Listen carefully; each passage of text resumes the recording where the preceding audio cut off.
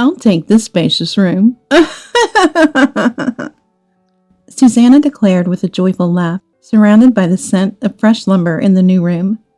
I paused from unpacking. She wants this room? What on earth is Susanna talking about? I'm taking the corner room over here. When even Clayton starts saying things like that, I became completely lost. Cross me, and you're on your own with caregiving. Clayton declared, smirking and laughing mockingly at me. But my mind was still in turmoil. Wait, whose house are we talking about? Feeling out of sync with Clayton and his wife, I asked that question. Huh? The two of them looked bewildered, and I finally understood the situation. I see. That's what this is about. This could be a good opportunity to teach Clayton and his wife, who have been taking advantage of me for so long, a lesson. I must not miss this chance. I was the only one feeling a fighting spirit.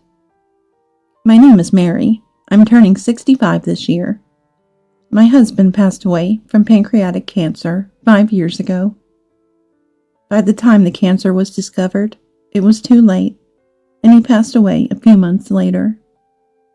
The suddenness of it all left me unable to keep up emotionally, and for a while, I lived like a shell of a person, merely eating, going to the bathroom, and showering to end each day. Lately, my legs have been getting weaker, and living alone has become a bit of a struggle. It was my eldest son, Clayton, who breathed life into my wilted existence. That year, Clayton was going to get married to my daughter-in-law, Susanna, and, "We want to live with you," he said to me. I was surprised when Clayton suddenly brought up the idea of living together. Until now, Clayton had been living in a company house provided by the local bank he works for. I thought it was natural for two people to set up a new home when they got married. But contrary to my expectations, Clayton and his wife wanted to live with me. I had not yet met Susanna and didn't know what kind of person she was. But for me, who had lost the love of my life and felt a hole in my heart, Clayton's offer to live together felt like a consolation from God. "Of course, we'll contribute financially to the household." "Oh, I'm fine with it." Seeing me nod without hesitation, Clayton smiled contentedly. "Got it. Then I'll bring Susanna over next week. Looking forward to it." With those words, Clayton left. Clayton could be a bit rough around the edges, but I figured it was just a rebellious phase in front of his own parent. To me, he was still my dear child. I felt as though my lonely life had suddenly brightened up.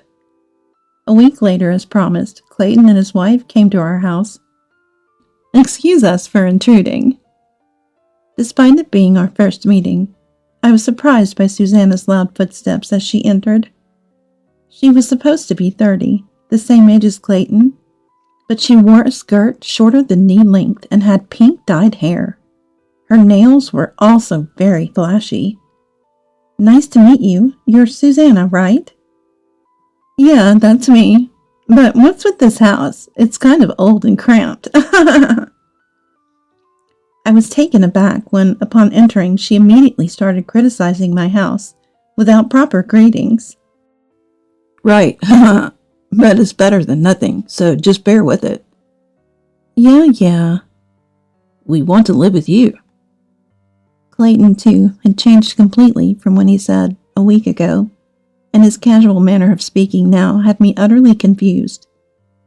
However, since we were going to start living together with Clayton and his wife, I didn't want to start off on the wrong foot, so I had them sit down and serve them coffee. "Do you work, Susanna?" "Work? As if I'd bother with something that troublesome." "I see. So, Mary, do you work?" "No, I'm a housewife." "Wow, so you're living off your late husband's pension? Must be nice." "Living the easy life, aren't you?" Despite being in the same position as a housewife. Must be nice. I couldn't believe Susanna was mocking me with a sarcastic tone. I do receive a widow's pension, but that's the extent of my income. Far from living a luxurious life, I'm barely managing to get by every day. The idea of living an easy life is nothing but a distant dream. Anyway, Susanna, how about we divide up the household chores? Since we're both housewives, maybe we can split them evenly. I wanted to change the subject, so I suggested this to Susanna. Living together means supporting each other in our daily lives. I assumed that since Clayton would be working and contributing financially, Susanna would help with the household chores. However, Susanna clearly frowned at my suggestion. What? Share chores? No way. Mary, you should do all of that. I don't know anything about this house. Besides, I'm busy hanging out with friends. Susanna bluntly stated this, her sharp gaze as if pushing all responsibilities onto me. Then, could you help out whenever you can, please? Unable to make a strong request to Susanna, whom I'd just met today, the conversation about household chores ended with me resigning to take on the tasks. Susanna smiled smugly, as if she had won. I was disheartened, dreading the upcoming life with them. The cohabitation with the three of us was far from the life I had envisioned with my daughter-in-law. First, Clayton, "I'm busy with work," would say, and not come home until late at night. Susanna, true to her initial declaration, did not do any household chores. I thought she could at least manage to take out the trash, but she seemed to have trouble waking up in the morning and couldn't manage to get it out on time. I reluctantly ended up doing all the household chores for the three of us. Before moving in together, I felt saved, thinking that the loneliness of not having my husband around would be filled, but I regretted it, thinking that being alone might have been easier. Susanna not only avoided household chores, but also spent her days hanging out outside. Given their flashy appearance, I had suspected they might be troublemakers, but to think they were out causing mischief every day, that was indeed a good position? Not at all. Whenever Susanna came home, she always carried shopping bags from well-known brands. It's a brand that sells only top-quality products, far beyond what I could afford on my pension. "How did you manage to buy these?" I asked her. "With my allowance, obviously." She scoffed. However, I knew Clayton's salary wasn't high enough to afford multiple high-end brands so frequently. If she had saved her allowance to buy them, I could understand, but buying brand-name items almost every day didn't leave room for saving. I wondered where she could be getting so much money. And there was another unexpected event for me. It was that Clayton wasn't contributing financially to the household. About a month after we started living together, I checked with the bank, thinking Clayton might have transferred money from his salary account to our household account by now, but there was no money from Clayton. Before we started living together, Clayton had said, "I'll contribute financially to the household." I remember him saying something along those lines. Well, it's only the first month. Maybe he's just late or forgot. With that thought, I didn't dwell on it and went home. But as 2 months, then 3 months passed, Clayton still hadn't contributed financially. Eventually, I decided I had to tell Clayton that we couldn't cover the expenses for 3 people on my pension alone. "Could you please contribute a little to the household expenses? We're running short on money for groceries." "Ah, sorry, I forgot. I'll start contributing next month."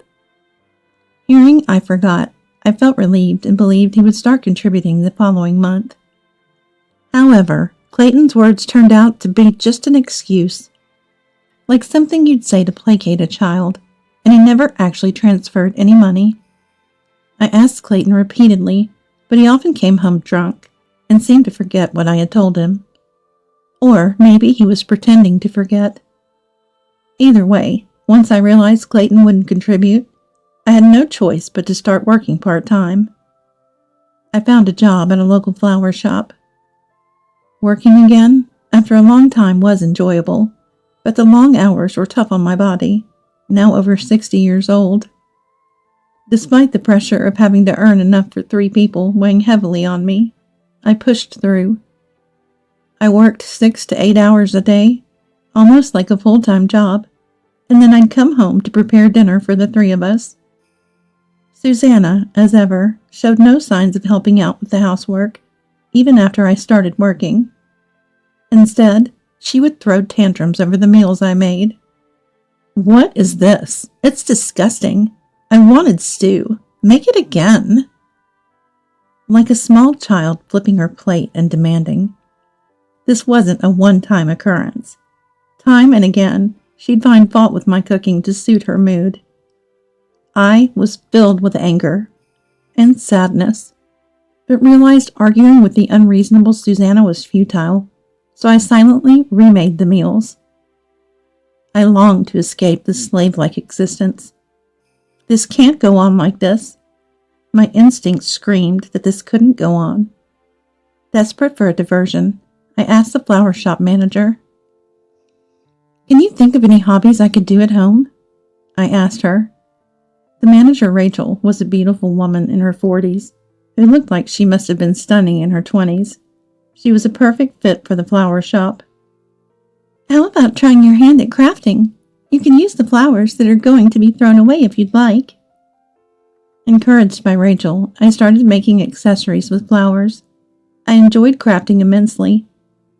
Being naturally dexterous, I quickly got the hang of it and made pieces that could stand up to those sold in stores. Rachel, knowledgeable as she was, even showed me a website where I could sell my handmade creations. I listed my accessories on the sales website as a mere hobby. But within a week, orders started rolling in, and I began earning an income from my crafts. Delighted by the joy of earning from my hobby, I devoted all my free time to making more accessories. Seeing my dedication, Susanna mocked. "Huh, what's this job? People actually buy this stuff?" But I paid her no mind, perhaps finding it uninteresting when I don't respond. "You know, Mary, you're like a useless old person, a burden on society." She resorted to making harassing comments, yet I chose not to react even to that. No matter what Susanna said, I was no longer afraid. After 5 years of making accessories, I turned 65. Recently, I bought a house nearby. I loved the old house I was living in because of the memories with my husband, but it was an old house and had started to show its age in many places. So I was satisfied with purchasing a new home. Just as I was contemplating living there with Clayton and his wife, Susanna peeked over my shoulder at the floor plan I was holding. "Wow, is this a new house? What, are we moving?"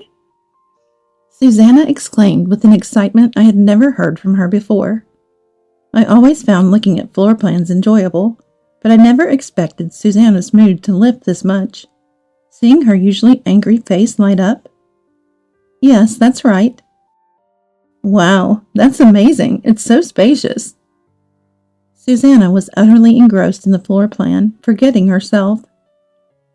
It took me 5 years of living together to see this childlike side of her for the first time.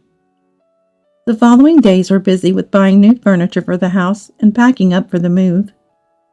Clayton and Susanna continued their usual routine, paying no mind to the bustling preparations. On the moving day, I had asked acquaintances to help with the large items, so I left the house with just a suitcase. "The new house is spacious, huh?" "It is. I saw the floor plan." Clayton and his wife seemed excited to see the new place, both of them more animated than usual. I brought Clayton and his wife to the new house.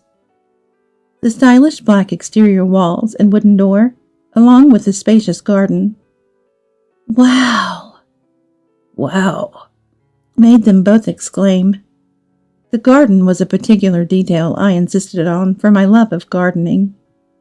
Entering the house, the expansive rooms filled me with satisfaction. Choosing a single-story home and having handrails installed was the right decision considering my weak legs. "Incredible! It's so spacious and beautiful." "Better than I expected." As they explored the house with a sense of ownership, Lighting up with excitement, I began to unpack. From this moment on, I began to feel a sense of discomfort. Eventually, after taking a look around the room, the two of them came back to where I was. "I'm taking this big room," Susanna exclaimed joyfully in the new room filled with the scent of fresh lumber. I stopped what I was doing, puzzled.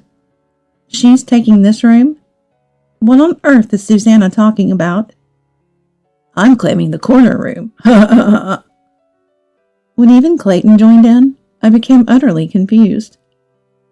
"Better not to argue, or no caregiving for you," Clayton declared, smirking and laughing mockingly at me. But my mind was still in turmoil. Wait, whose house are we talking about? Feeling out of sync with Clayton and his wife, I asked that question. Huh? Their bewildered expressions finally made me realize the situation. I see.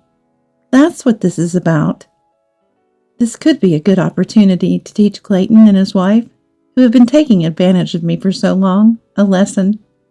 I must not miss this chance. I felt a surge of determination. This house? I bought it for myself. I explained to Clayton and his wife, standing frozen in front of me, why I bought the house. I talked about the old house's wear and tear, my desire to end our living arrangement, and how I thought it would be more comfortable for Clayton and Susanna to live on their own without me. Ending our living arrangement? What are you talking about? Exactly. We weren't told about this. I thought we were going to live here. The two were shocked by my sudden revelation. To me, it was inconceivable how Clayton and his wife could assume the cohabitation would continue indefinitely. I had never once said they would live in this new house with me. Had it been the case, I would have certainly discussed the layout with them. The fact that they assumed they could also live here without any discussions was astonishing. I'm sorry if this wasn't communicated clearly, but I thought if I told you the details, you might insist on coming along. And since I was only packing my things, I assumed you had realized that. I thought you were just coming to see my new place today. After all, Susanna, you hate everything I cook and the way I clean, right? I never imagined you'd want to continue living with me. I said this with heavy sarcasm. And Susanna was at a loss for words. But this doesn't make sense. How could you afford such a house? I've searched the house up and down and never found any money. Oh, crap. Clayton's face turned pale as he realized he had said too much. I knew Clayton had been taking money from the household funds. I kept silent, wondering when he would reflect on his actions. If he had shown any sign of remorse, I might have discussed the new house with him. But since Clayton not only failed to contribute financially, but also used the household money for himself, I felt no obligation to hold back. I earned the money myself. It started about 5 years ago when I began making accessories as a hobby, remember? Rachel from the flower shop suggested it. At first, I just sold a few things on a sales website, but then a well-known influencer featured my accessories on social media. Sales skyrocketed, and my income increased significantly. Yes, I was able to buy the house because of my success in selling accessories. Of course, accessory sales alone wouldn't have been enough to buy a house. I received offers from various apparel and accessory companies, participated in tie-up projects, and got my products advertised. The significant sum I could never have earned from part-time work alone was what I wanted to use for a new house, driven by the toxic cohabitation with Clayton and his wife. That's a lie. There's no way you can make money like that. Susanna was in denial, facing the reality. Susanna had hardly worked at all since she turned 35 this year. Despite that, she's been splurging on luxury brands and spending recklessly. It was no surprise she didn't understand how to earn money. I know about you, Susanna. You dropped out of school, had a falling out with your parents, and ran away from home, right? I heard it from your parents. You had nowhere to live and lied about your age to work in a bar, which is problematic itself. but I can sympathize. However, after quitting your job, you just hung out, got involved with bad company, and kept buying luxury items. And then you even started shoplifting. What? Susanna was shocked that I would bring up her shoplifting. I began to suspect Susanna of shoplifting about a year after we started living together. I had thought it strange from the beginning that she was always adorned with luxury items. Given Clayton's salary, it was impossible for them to afford such luxury brands. My first suspicion was shoplifting. One afternoon when Susanna went out, I followed her discreetly and, as expected, caught her shoplifting. I could have confronted her on the spot, but knowing Susanna, she would have likely talked her way out of it. Instead, I captured evidence of her shoplifting on my phone, thinking I might go to the police if she didn't change her ways. I have evidence, look. I showed them the video, and Susanna's face stiffened further. With the evidence in front of her, she had nothing to say and just hung her head in defeat. And Clayton, stealing from the bank where you work is the lowest of the low. You must have been in debt, right? How do you know about that? Clayton started to tremble. To them, I must have seemed like a police officer confronting them with their crimes. Rachel's daughter, my flower shop manager, started working at your company this year, right in your department. She saw you pocketing money from customers. She's new and didn't want to accuse a senior without being sure, so she kept quiet. But considering you've been giving Susanna a hefty allowance while not contributing to our household and even stealing from it, it's not hard to believe.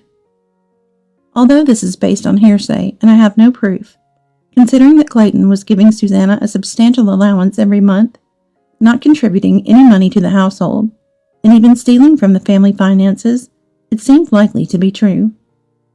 That ungrateful, after all I've done for her?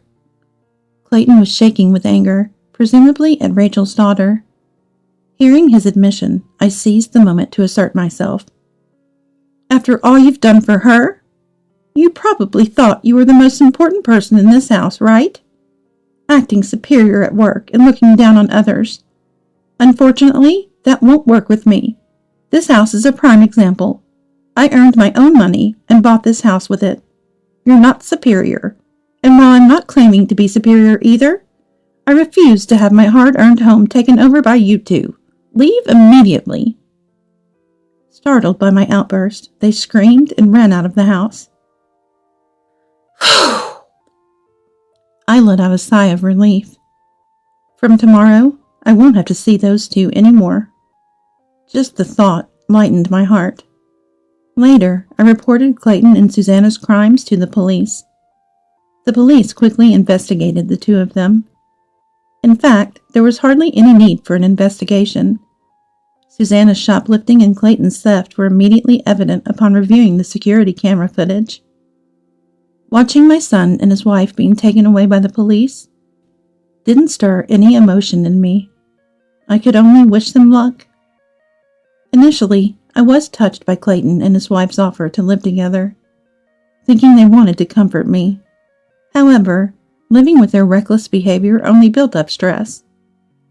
In hindsight, their proposal to cohabitate was more likely motivated by a desire to have me take care of the household chores while they lived comfortably. Being rid of their sarcastic remarks and financial exploitation has left me feeling refreshed and liberated. Even if Clayton and Susanna were released by the police, they would likely be overwhelmed by the need to repay their accumulated debts. Given their inability to manage household tasks, their marriage is bound to fail. But I am determined not to offer them any assistance again. I've vowed to live a life completely separate from Clayton and his wife. While continuing my part-time job at the flower shop, I've devoted even more energy to my accessory making. When I revealed that the flowers used in my accessories came from the flower shop where I worked, an unprecedented number of customers started to visit. Responding to the demand from customers who wanted to use flowers as parts for their own accessories, we began selling flowers specifically for accessory making. Rachel suggested, if your accessory business is doing so well, it's okay to focus solely on that. However, I declined her offer. After all, it was Rachel who introduced me to this hobby in the first place. I believe that if using the flower shop's flowers in my accessories can also benefit the shop, then that's the best outcome. Moving forward, I plan to continue balancing work and my hobby as I embark on this new chapter of my life.